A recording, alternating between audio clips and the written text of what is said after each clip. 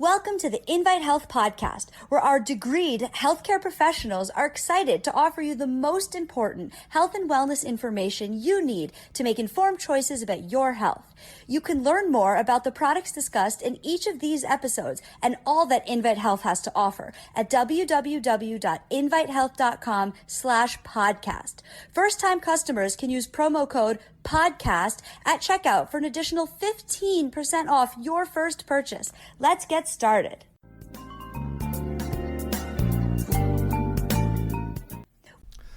There are concrete reasons why we get sick with a virus more frequently in the winter than in the summer. The atmosphere itself directly contributes to our risk of getting sick. The air outside in the summer is a lot heavier. That's because it's loaded with moisture. Usually you measure moisture by the dew point, or you could use the older, less accurate method of measuring humidity. Now, all that moisture makes the air thicker in the summer, and it makes it heavier. So if somebody sneezes or coughs, the virus can only go a shorter distance, and it crashes down to the sidewalk because the air is so loaded with moisture. But in the winter, it's a different story. In the winter, the air is very dry. So coughs and sneezes go further. So a cough can shoot a virus for 10 feet at 100 miles per hour. Try and duck that. A sneeze, they travel at about half that rate for about 5 feet. But it's also very cold outside. So we are more frequently clustered together inside at a pretty close proximity. And inside the air is even drier. It's more arid. It's more like the Gobi Desert. So that sneeze or cough can really travel further and faster and reach us. To make things worse, many viruses thrive in colder air. For instance, the flu and cold viruses are stronger and more infective in the winter than in the summer. Now, if you look at the southern hemisphere, the seasons are reversed. So the flu season in Australia and Argentina is during our summer because that's their winter. And you'll see the incidence of infections goes up in their winter, and it goes down up here during our summer. But that's also why we could track which flu is more likely to reach us in the following winter, by observing which viral strains are breaking out in these countries in the winter, in countries like Australia, New Zealand, and even Hong Kong and Argentina, because soon they may come in our direction. Now, this is really, really, really important. This is to our peril because it's not very well known. There are some nutrients that are really key for our immune system. And the problem is there's seasonal variations in the level of these nutrients in our body. These nutrients are key for the immune system to be able to fight off an infection and to survive an infection. That's vitamin C, vitamin D, and zinc. So there are seasonal variations in our body's level of zinc, and our body's level of vitamin C, and our vitamin D, just when you need them the most to fight the infections that are more common in the winter. The level of these nutrients are declining. So there's less to go around in our blood plasma during the fall and winter months. The levels really decline. Very bad news for resistance, very bad news for immunity. So welcome to our podcast, How to Get Your Immune System Ready for Winter. Hi, my name is Jerry Hickey. I'm a nutritional pharmacist. I'm also the senior scientific officer over here at Invite Health. Over the course of this episode, I'll talk about the immune system and nutrients really key for a good immune system health and creating antibodies and resistance to infection over the winter. I'll also talk about some things that can wreck your immune system. So thanks for tuning into the Invite Health podcast today. You can find all of our episodes for free wherever you listen to podcasts, or just visit invitehealth.com/podcast. Please subscribe and please leave us a review. You can also follow us on Facebook, Twitter, and Instagram at Invite Health. And the information on this episode is linked at the episode description. So I really want to get going because guess what? Winter's right around the corner. So zinc, let's start off with zinc. The level of zinc and vitamin C and vitamin D drop in the winter, and they're important for your immune system. And this is just when you really need your immune system because this is when all the viruses are around. So zinc is needed in a number of ways by the immune system. 30 milligrams of zinc is great for me, but it's poisonous for a virus. Viruses are microscopic. They're really, really, really tiny. And our immune cells overload the viruses with zinc, and this is poisonous to the virus, and it dies. So that's one way zinc is needed by the immune system. But secondly, zinc is needed to create immune cells. You can't create immune cells if you lack zinc. And also, incredibly important, you need zinc to make antibodies. We have B cells, and when they encounter a particular virus or bacterium, any infection, they start to imprint antibodies. Antibodies are specific for specific microbes. That's why, if just to give you an example, the flu shot, they pick specific strains of the flu, and the antibodies in that you make because you got the flu shot are specific for those strains of the flu, the ones that they figure are going to come around, so you have resistance to the flu. That's the same way that the COVID-19 immunizations work. You imprint antibodies, and if somebody sneezes on you with COVID-19, you already have the antibodies to fight it off. Because it takes time to make antibodies. It takes a week or two once you start to get an infection. So the antibodies fit the infectious organism like perfectly. They fit it perfectly. And they call into activity other immune cells that then slice and dice the specific infection. So they're really key to resistance and not getting reinfected. So fewer antibodies translate to decreased resistance, increased risk of serious infections, and also increased risk of reinfection. Now, some people are really at risk of low zinc. And we'll get into that later on after we also cover vitamin C and vitamin D, because they're also at risk of being lower in those nutrients. So we'll cover that. But the research shows zinc is really important for the immune system. There was a study in elderly people in nursing homes. Now, people are in nursing homes because they need the help. Maybe they had a stroke, maybe they have a touch of Alzheimer's, maybe they broke their hip and they can't get around. So they're more fragile people. And they were giving them 30 milligrams of zinc because these people in general, their zinc levels were low. And if the zinc 30 milligrams was enough to bring their blood zinc levels up to within a normal level, they had increased resistance to upper respiratory tract infections like COVID-19, like the flu, like a cold. They had better resistance. 8 milligrams didn't help them. 30 milligrams helped them. So that was very interesting. Now, research shows that older people and children, if they're low in zinc, they have a much higher risk of having infections like viral infections, but they also have a much higher risk of developing bacterial pneumonia, which is very dangerous. In Africa, there's a lot of studies. Zinc is frequently low in parts of Africa, and these kids are much more likely to have those diarrheal diseases that you get in Africa. A recent review of human clinical studies shows that taking zinc within the first 24 hours of developing the symptoms of a cold shortens its duration and reduces the severity of its symptoms. You are less sick and for a shorter time. Studies also show that zinc, if you have sufficient levels, actually kind of gives a coating that helps prevent viruses from settling down on your tissues and infecting you in the first place. Kind of like a Teflon coating, like a protective coating. So taking zinc in the winter is a very good strategy to achieve optimal immune system function. I would shoot for about 30 milligrams a day to help build up your zinc level. That's enough for most people.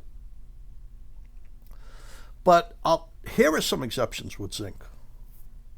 Supplementing with zinc is even more important as you age, because it becomes harder to absorb zinc from food in people over the age of like 55 or 60. They have a tough time absorbing the zinc from their food.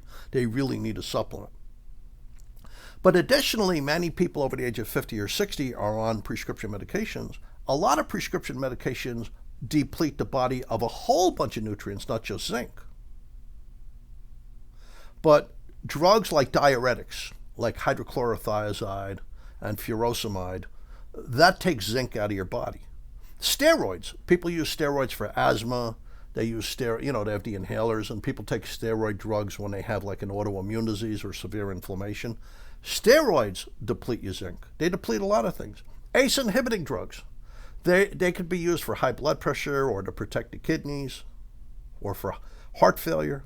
A perfect example would be the drug lisinopril. They reduce your zinc level. Proton pump inhibitors like omeprazole. They're used for digestive tract issues like H. pylori infections in the stomach, which can sometimes lead to mast cell lymphomas, a type of cancer of the stomach, or severe ulcers, or heartburn, severe heartburn, GERD, gastroesophageal reflux disease. They deplete your zinc.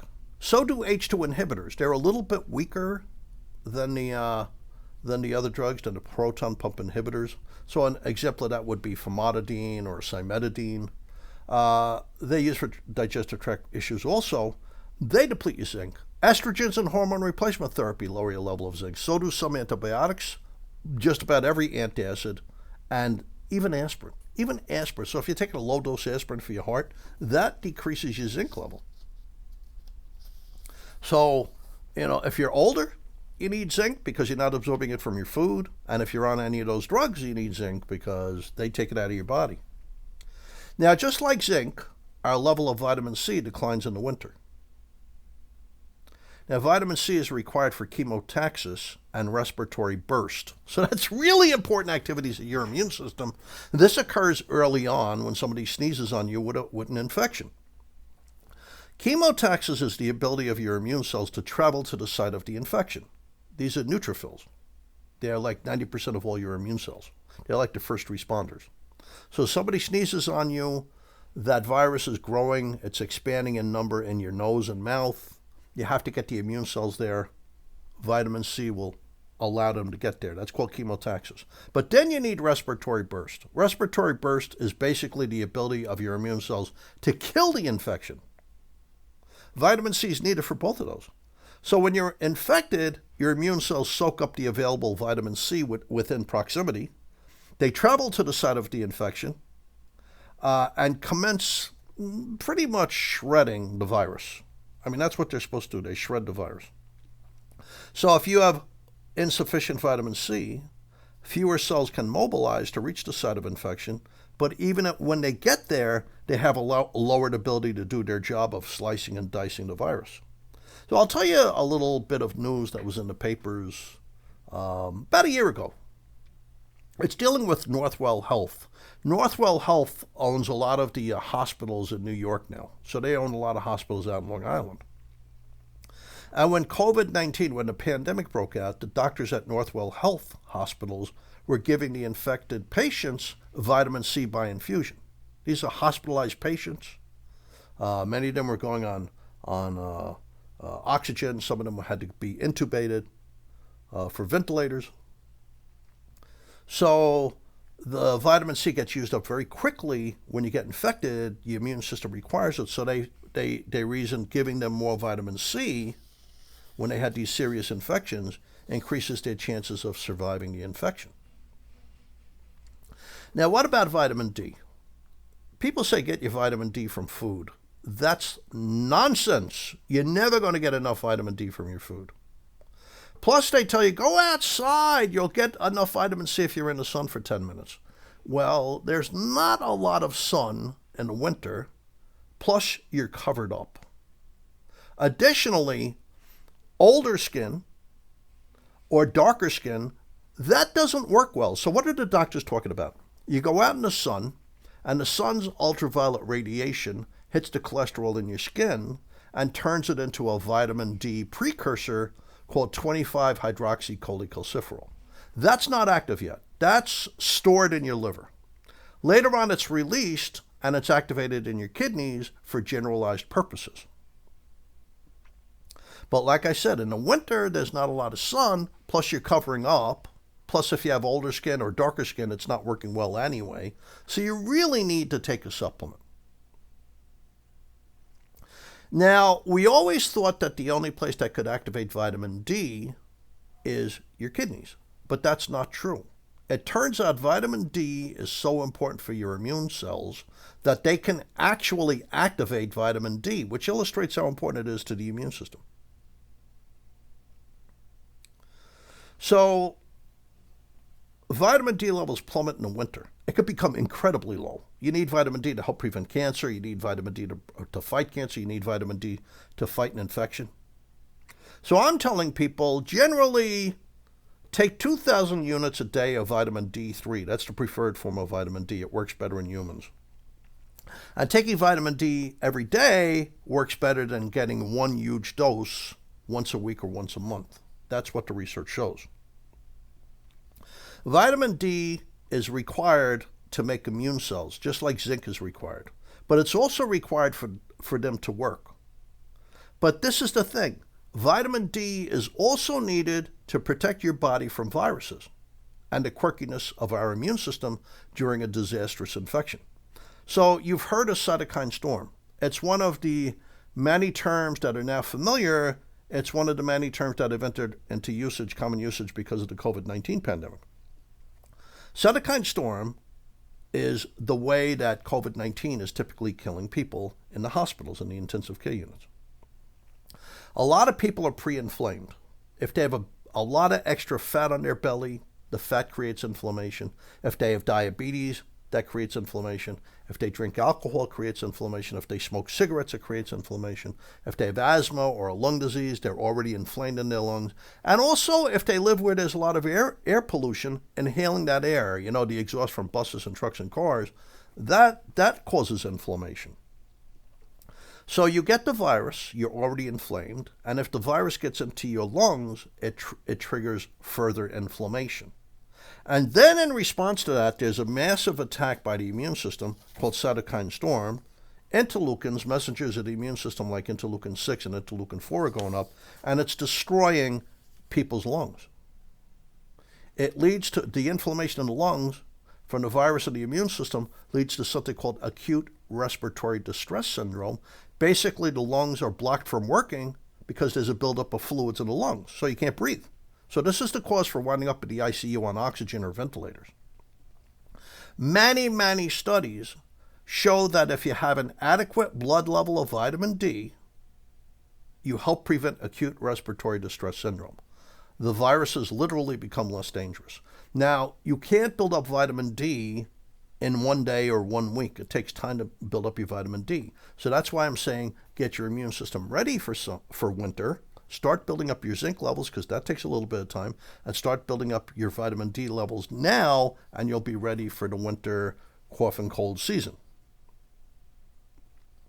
Now, who is more at risk of lacking these nutrients? Diabetics. Diabetics require additional zinc because they lose zinc in their urine. And they require additional vitamin C because they use it so very inefficiently.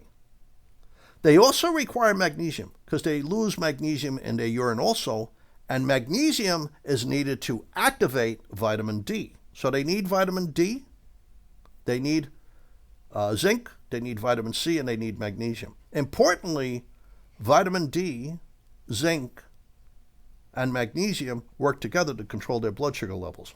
So all diabetics should be on those nutrients all year long, not just in the winter. Now, obese individuals, they require additional vitamin D because when they take vitamin D, it gets trapped in their fat cells. They have a lot of fat, the vitamin D is getting trapped there, so there's less vitamin D available for their immune system. So they also need more vitamin D. Turns out this is going to be a longer podcast episode than I thought, so maybe I should split it into several episodes. So I'll carry on. There's other nutrients that are excellent for the immune system during the winter.